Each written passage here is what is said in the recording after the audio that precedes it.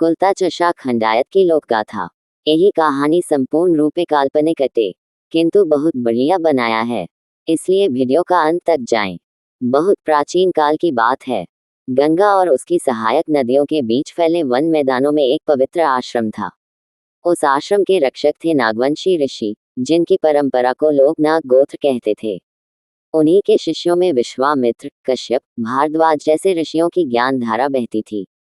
एक वर्ष भयंकर अकाल पड़ा।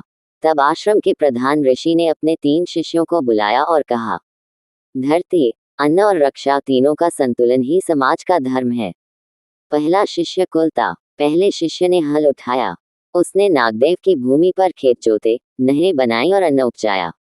ऋषि ने उसे आशीर्वाद दिया, तू कुलता कहलाएगा, जो कुल और धरती दोनों का पालन करेगा। कुलता ने काश्यप, भारद्वाज और नाग गोत्र की परंपरा को अपनाकर कृषक समाज की नींव रखी।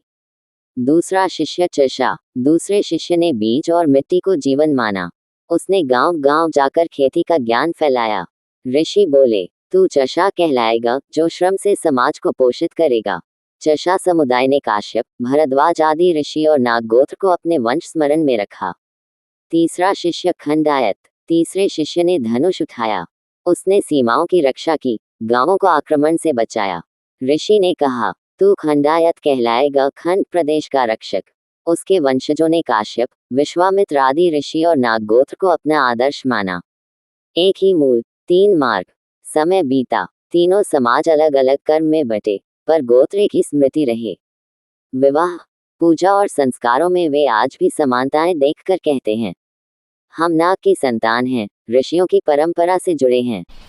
आज जब कुलता खेत में हल चलाता है, चषा बीज बोता है और खंडायत तलवार संभालता है, तो धरती मुस्कुराती है, क्योंकि तीनों एक ही कथा के अध्याय हैं। वीडियो अच्छा लगा तो शेयर करें। धन्यवाद।